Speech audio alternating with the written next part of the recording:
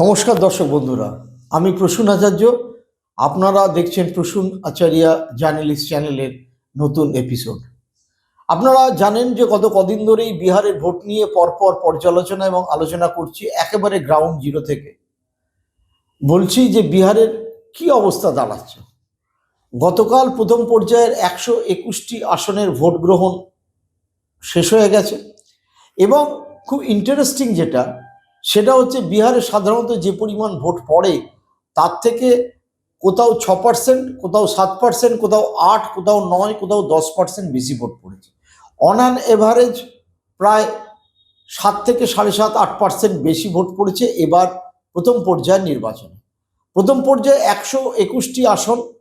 গতবার এই 121টি আসনের মধ্যে মহাগঠবন্ধন এবং এনডিএ ব্লক 61-62 অর্থাৎ একেবারে সমান সমান ছিল।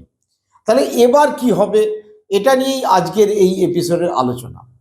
আমি গত কদিন ধরে বিহারে ঘুরছি এবং প্রচুর মানুষের সাথে আলোচনা করছি, রাজনৈতিক ব্যক্তিদের সাথে আলোচনা করেছি, বিহারে থাকা সাংবাদিকদের সাথে আলোচনা করেছি।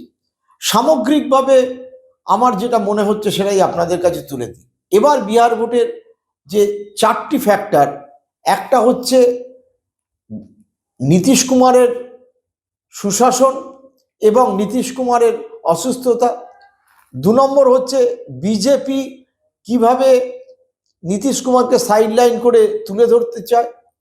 3 নম্বর হচ্ছে জাতপাতের ইকুয়েশন এবং প্রতিটি বাড়িতে একজনের চাকরি দেওয়ার আশ্বাসে নতুন প্রজন্মের ভোটারদের তেজস্বী যাদব আকর্ষণ করা। 4 নম্বর হচ্ছে মহিলাদের ভোট এবং সেটা আপাতত এখনো পর্যন্ত নীতিশ কুমারের ওপর আস্থা রাখা। এই 4টে বিষয়ের সাথে পঞ্চম যে ফ্যাক্টরটা সেটা হচ্ছে সবচেয়ে গুরুত্বপূর্ণ, যে ফ্যাক্টরটা সেভাবে আলোচনায় কখনো আসছে কখনো আসছে না, সেটা হচ্ছে প্রশান্ত কিশোর ফ্যাক্টর। প্রশান্ত কিশোর আপনারা জানেন তিনি ভোট কুশলী, তিনি জনসুরাজ পার্টি করেছেন, করে প্রথম এই নির্বাচনের প্রথম লিস্ট কিন্তু বিজেপি বলুন, জেডিইউ বলুন, আরজেডি বলুন সবার আগে তিনি জারি করতে শুরু করেন। এবং প্রশান্ত কিশোর 3 বছর ধরে বিহারের বিভিন্ন জায়গায় ঘুরে পদযাত্রা করে যে জমি তৈরি করেছিলেন সেই জমি তৈরির ওপরে তিনি এবার চাষ করতে নেমেছেন, প্রচুর পয়সা খরচা করেছেন। কিন্তু ভোট যত এগিয়ে এসেছে, বিশেষ করে কালকে আমি মধ্য বিহারের বিভিন্ন জায়গায় বুথে ঘুরে যা দেখলাম, তাতে প্রশান্ত কিশোরের এজেন্টদের দেখা খুব কম পাওয়া গেছে।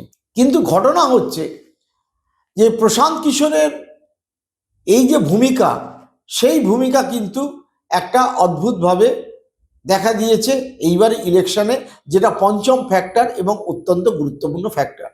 এই যে বেশি ভোট পড়লো, যদি ধরে নেওয়া হয় এই বেশি ভোটটা অ্যান্টি ইনকামবেন্সি ভোট, তাহলেও কিন্তু সুনিশ্চিতভাবে বলা যাচ্ছে না যে শেষ পর্যন্ত কি দাঁড়াবে, কারণ প্রশান্ত কিশোর ফ্যাক্টর। পশ্চিমবঙ্গের ভোটে আমরা দেখেছি বেশি ভোট পড়া মানে যে অ্যান্টি ইনকামবেন্সি হবেই তার কোনো গ্যারেন্টি নেই। আবার বহু রাজ্যে বেশি ভোট পড়া মানে অ্যান্টি ইনকামবেন্সি হয়। মহারাষ্ট্রে আমরা দেখেছি প্রচুর ভোট পড়েছে এবং সেটা গেছে এনডিএর পক্ষে, ওখানকার এনডিএ। তো ঘটনা হচ্ছে এটা নিয়ে রাহুল গান্ধী ভোট চুরির অভিযোগ করেছেন। কিন্তু আমার এক্সপিরিয়েন্স একটু আমি বলি, গতকাল আমি যেটা অঞ্চলে ঘুরেছিলাম সেটা হচ্ছে এইবার বিধানসভা ভোটে সবচেয়ে বেশি আলোচনার যে কেন্দ্রবিন্দু হয়েছে সেই কেন্দ্র হচ্ছে মোকামা। কারণ আপনারা জানেন যে জনসুরাজ পার্টির পক্ষ থেকে যিনি প্রচার করছিলেন দুলারচাঁদ যাদব, তাকে বাহুবলী আনন্দ সিং, যিনি জনতা দলের ক্যান্ডিডেট, তিনি এবং তার লোকজন খুন করেছে বলে অভিযোগ, এবং তাই নিয়ে গোটা দেশে হইচই পড়ে ইলেকশনের আগে। পরে আনন্দ সিং বাহুবলী তাকে অ্যারেস্ট করে জেলে ঢোকানো হয়েছে।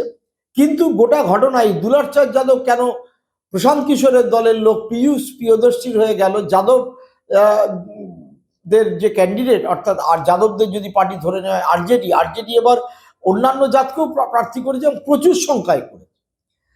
তো সেই ক্ষেত্রে তাদের ক্যান্ডিডেট ছিল বীণা দেবী, যিনি আরেকজন ডন, ঠিক ওই আনন্দ সিং এর মতোই সুরজভান সিং এর পত্নী বীণা দেবী, তিনি ভোটে দাঁড়িয়েছিলেন। তার হয়ে যারা প্রচার করছিল তাদের পক্ষে না গিয়ে দুলার চাঁদ যাদব পীযূষ প্রিয়দর্শীর পক্ষে গেছিলেন এবং তিনি খুন হন।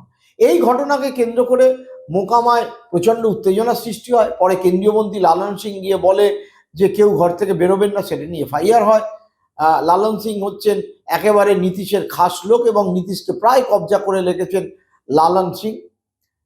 তো ঘটনা হচ্ছে ভোটের দিন কিন্তু গিয়ে দেখলাম প্রত্যেকটা বুথে শান্তিপূর্ণভাবে ভোট হচ্ছে এবং মহিলাদের ব্যাপক উপস্থিতি।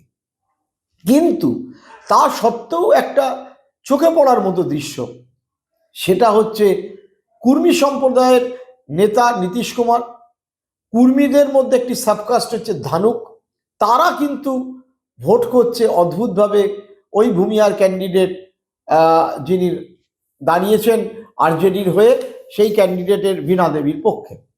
এখন ঘটনা হচ্ছে জাতপাতের ইকুয়েশনটা এমন একটা জায়গায় গোটা বিহার এসে ঠিক ভোটের মুখে দাঁড়িয়েছে। অল বিহার্স আর ডিভাইডেড নাও, এবং সকলে বুঝতে চেষ্টা করছে। আমিও বহু জায়গায় গিয়ে বহু মানুষের সাথে কথা বলে বুঝতে চেষ্টা করেছি যে এত যে কথা বলা হলো, এবং নীতিশ কুমার বা বিজেপি তারা পাটনা শহর চাকাচাক পাটনা করেছে, তারা মেরিন ড্রাইভের মতো বিশাল রাস্তা করেছে, গঙ্গার ওপর তিনটে ব্রিজ হয়েছে, মানে উন্নয়ন কিন্তু চোখে পড়ার মতোই, এটা নয় চোখে পড়ার মতো নয়। তা সত্ত্বেও কি এমন ফ্যাক্টর দাঁড়ালো যাতে মনে হচ্ছে যে তেজস্বী যাদব এবার উইনিং যে দড়ি সেটাকে টাচ করে মুখ্যমন্ত্রী হতে পারে। এক তো বেকার যুবকদের মধ্যে প্রচন্ড আশার সঞ্চার করেছেন ঠিকই, কিন্তু নীতিশ কুমারের ভোট যে পরিমাণে কমে যাবে বলে বিজেপি ও অন্যান্যরা ভেবেছিল, প্রাথমিকভাবে মনে হচ্ছে ভোট কিন্তু ততটা কমছে না। তাহলে কার ভোট কমছে? অদ্ভুতভাবে আপনারা বিশ্বাস করবেন না, এই ব্যাকওয়ার্ড ফরওয়ার্ড হয়ে যাওয়ায় বিজেপির ভোটে কিন্তু একটা ডেন্ট হচ্ছে এইবার ইলেকশনে।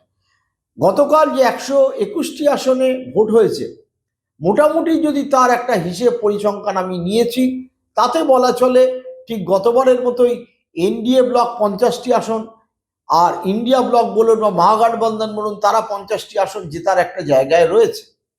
কিন্তু 21টি আসন আনডিসাইডেড, এবং আগামী যে ফেজ রয়েছে 11 তারিখের ভোটে, সেই ফেজেও কিন্তু ওই একই রকমভাবে এই 243টার মধ্যে এরপরে 122টা সিটে ভোট হবে। এই আনডিসাইডেড ফ্যাক্টরটা কিন্তু আরও বেশি পরিমাণে বাড়বে। তার কারণ হচ্ছে প্রশান্ত কিশোর যে টেম্পো বা হাইক তুলেছিল, এবং প্রথম দিকে প্রশান্ত কিশোর কন্টিনিউয়াস সম্রাট চৌধুরীকে মোরাটা চৌধুরী, নীতিশ কুমার আর চিফ মিনিস্টার হবেন না এবং তিনি শারীরিকভাবে সুস্থ নন, পরপর যে অ্যাটাকটা নামাচ্ছিলেন, তার উদ্দেশ্য ছিল যে কাট টু সাইজ নীতিশ কুমার এবং বিজেপি যদি বাড়ুক, অ্যান্টি ইনকামবেন্সি ভোট কিছুটা টেনে নেওয়া। আপনারা ব্যাপারটা বুঝুন যে 20 বছরের নীতিশের বিরুদ্ধে অ্যান্টি ইনকামবেন্সি ভোট যদি প্রশান্ত কিশোর টেনে নিতে পারেন কিছুটা নিজেদের দিকে, এবং প্রশান্ত কিশোর সেই ক্ষেত্রে 5-10টি বা 15টি আসন জিতে নিতে পারে, তাহলে কিন্তু আরজেডি ঝপ করে পড়ে যাবে। প্রশান্ত কিশোরের উদ্দেশ্য কিন্তু নীতিশ কুমারকে কাট টু সাইজ করা, কারণ তিনি বিজেপির সাথে ঘর করেছেন, এবং বিজেপির যারা কোর ভোটার সেই ভূমিয়া, রাজপুত, ব্রাহ্মণ, ব্যাস অর্থাৎ বানিয়া এবং তার সাথে কিছু ব্যাকওয়ার্ড, তাদের কোর ভোট কিন্তু খুব একটা কমার সম্ভাবনা দেখা যাচ্ছে না।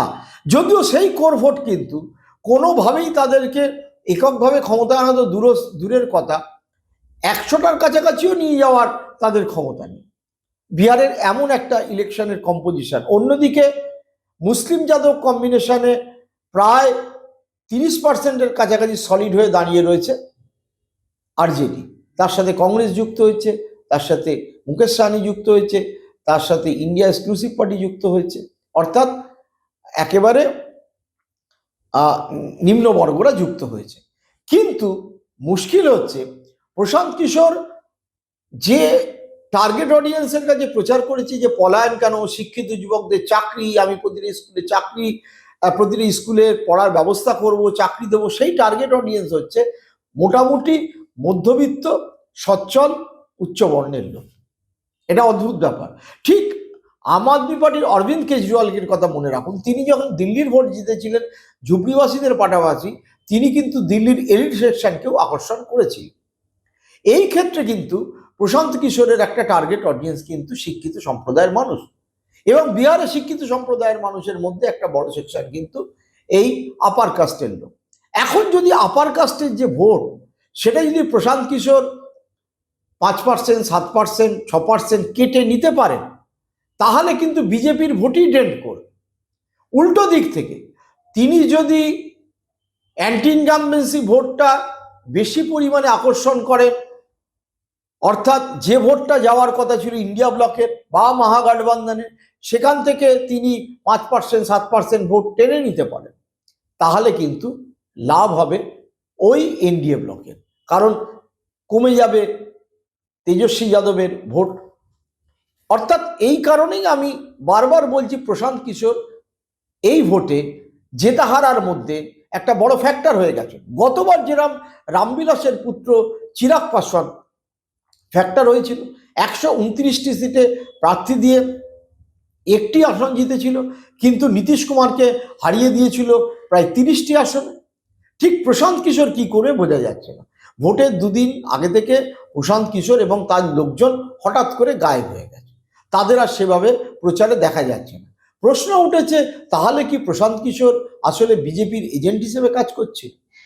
উল্টো দিক থেকে প্রশান্ত কিশোরের যে ক্যাম্প, তারা বলছে প্রশান্ত কিশোর কি মূর্খ, ও তো রাজনীতিতে নেমেছে বিজেপির এজেন্ট হিসেবে। বিজেপির যদি এনডিএ যদি একইভাবে প্রবল ভাবে ক্ষমতায় চলে আসে, তাহলে প্রশান্ত কিশোরের তো ফিউচার ডুম হয়ে যাবে।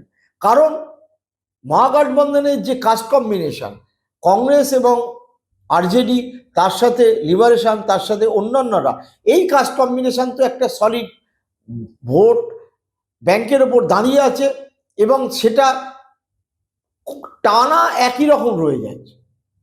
সেই ক্ষেত্রে তো ডেন্ট করার সম্ভাবনা কম।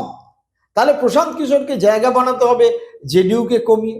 কিন্তু নীতিশ কুমার, যেটা প্রথম দিকে মনে হচ্ছিল একেবারেই লড়াইয়ের মধ্যে নেই, বাইরে চলে যাচ্ছেন, নীতিশ কুমারের যারা সমর্থক, যারা নীতিশ কুমারের উন্নয়নের পক্ষে, আমি অ্যাক্রস দ্য সেকশন মানুষের সাথে কথা বলে দেখেছি, তাদের নীতিশ কুমারের প্রতি একটা সিম্প্যাথি রয়েছে। যদিও আজকের নীতিশ কুমার 2010-এর নীতিশ কুমার বা 15-র নীতিশ কুমার এক নয়।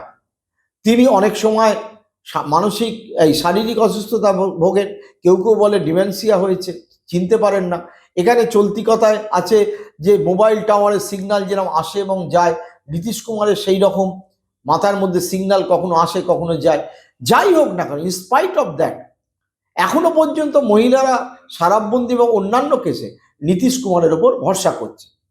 কিন্তু এই ভরসাটা নীতিশ কুমারের উপর করলেও যদি নীতিশ কুমারের ভোটার বা নীতিশ কুমারকে যারা ভোট দেয় ব্যাকওয়ার্ড সেকশন, তারা যদি মনে করতে শুরু করে যে নীতিশ কুমারকে এবার বিজেপি সরিয়ে দিতে পারে, তাদের মতো করে চিফ মিনিস্টার একজনকে বসাতে পারে, এবং সেটা তারা মনে করেছে, যে কারণে ফার্স্ট ফেজ অফ ইলেকশনে নীতিশ কুমারের পক্ষে ব্যাকওয়ার্ডদের একটা বড় সেকশন এখনো দাঁড়িয়েছে, তাহলে তারা শুধু নীতিশ কুমারকেই ভোট করবে, কিন্তু অন্য জায়গায় বিজেপিকে ভোট করবে না। এবং সেই ক্ষেত্রে বিজেপির আসন সংখ্যা কিন্তু কমে যাওয়ার সম্ভাবনা আছে।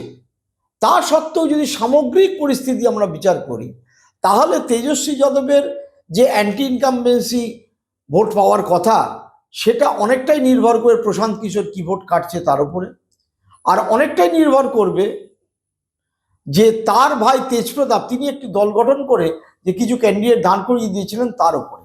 কারণ বিহারে এবার অত্যন্ত কিন কন্টেস্ট হচ্ছে।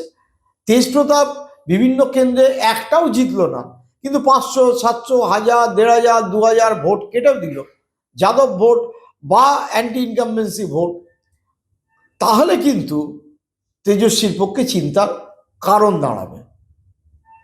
তা সত্ত্বেও আমি বলবো, সামগ্রিকভাবে কিন্তু প্রশান্ত কিশোর কোন দিকের ভোট কাটছেন তার উপর নির্ভর করবে তেজস্বী যাদব মুখ্যমন্ত্রী হচ্ছেন কি হচ্ছেন না সেই বিষয়। তবে প্রাথমিকভাবে এটা স্পষ্ট, প্রথম দফায় যা ভোটিং পার্সেন্টেজ এবং প্রথম দফার যা ট্রেন্ড, তাতে কিন্তু কিছুটা হলেও তেজস্বী এগিয়ে রয়েছে। এইবার এই অবস্থায় সেকেন্ড ফেজে কি হয় সেটা অত্যন্ত লক্ষণীয়, কারণ গুজরাট ক্যাডারের 11 জন আইপিএস অফিসারকে নিয়ে এবং আইপিএস আইএস অফিসারকে উড়িয়ে নিয়ে এসছে, এনে জ্ঞানেশ কুমারকে দিয়ে এই গোটা বিহারের ভোট পরিচালনা করছে বিজেপি। যেভাবে আমি গতকাল মহিলা, দলিত, যাদব, এক্সট্রিম ব্যাকওয়ার্ড তাদেরকে দলে দলে বেরিয়ে ভোট দিতে দেখেছি, সেই ব্যাপারটা আটকে যাবে কিনা, ইলেকশন কমিশন অন্যরকম ব্যবস্থা নেবে কিনা, সেটাও কিন্তু দেখার। আর একটা কথা দর্শক বন্ধুদের কাছে উল্লেখ না করলেই নয়, এই যে এসআইআরটা হলো, এসআইআর হয়ে অ্যাকচুয়ালি জেনুইন ভোটার কতজন বাদ গিয়েছে? 3,66,000-কে তো নতুন করে নাগরিকত্ব প্রমাণের জন্য চিঠি দেওয়া হয়েছে, সেই হিসেবটা কিন্তু কেউ স্পষ্ট পরিষ্কার বুঝতে পারছেই না। আমি প্রতিটা দলের লোকের সাথে কথা বলেছি, সাংবাদিকদের সাথে কথা বলেছি, জিজ্ঞেস করেছি কত, 10 লাখ, 15 লাখ, 5 লাখ না 20 লাখ, এই সংখ্যাটা খুব অস্পষ্ট। এবং আমি গতকাল মোকামার মতো সবচেয়ে হাই ভোল্টেজ সিটে দেখলাম একেবারে ভূমিহার মহিলাদের নাম ভোটার তালিকা থেকে কিছু বাদ পড়েছে, কিছু অন্য জায়গায় নিয়ে যাওয়া হয়েছে, এবং তা নিয়ে ভূমিহার মুখিয়া অর্থাৎ উচ্চবর্ণের ভূমিহার মুখিয়া আনন্দ সিং এর লোক তারা অত্যন্ত ক্ষুব্ধ। সুতরাং এসআইআর যারা করেছে তারা অনেক ক্ষেত্রেই বেছে বেছে হয়তো বিজেপি বিরোধী ভোট বাদ দিয়েছে, কিন্তু সব ক্ষেত্রে তো সেটা হয়নি। সুতরাং সেটার উপরও অনেকটাই নির্ভর করবে সেকেন্ড ফেজ অফ ইলেকশনের ভোটের গতি প্রকৃতি কোন দিকে যাওয়ায়। তবে এ পর্যন্ত বলা চলে প্রথম দফার যে 121টি সিটে ভোট হয়েছে, এনডিএ ব্লক এবং ইন্ডিয়া ব্লক বা মহাগঠবন্ধন যাই বলি না কেন, দুটো পক্ষই কিন্তু 50টি আসনে দাঁড়িয়ে আছে, আর বাদবাকি 21টি আসন অনিশ্চিত। প্রশান্ত কিশোরের ভোট কাটা, তার সাথে তেজস্বীর ভাই যে ক্যান্ডিডেট দিয়েছে তার ভোট কাটা, তার সাথে জাতপাত শেষ পর্যন্ত পুনরায় কতটা ফরওয়ার্ড ব্যাকওয়ার্ড হবে, আর তার ঊর্ধ্বে উঠে কিছু লোক ভোট দেবে কিনা, এই বিষয়গুলোর ওপর কিন্তু আরও 21টা সিট নির্ভর করছে। আমরা এই নিয়ে পরবর্তী এপিসোডে বিস্তারিত আলোচনা করব, ভোট যত এগোবে তত আলোচনা করব। আপনারা দেখতে থাকুন Prasun Acharya journalist YouTube channel, like share comment করুন, আর আপনাদের সকলকে বলবো চ্যানেলটি সাবস্ক্রাইব করুন। সকলে ভালো থাকবেন, সুস্থ থাকবেন, ধন্যবাদ।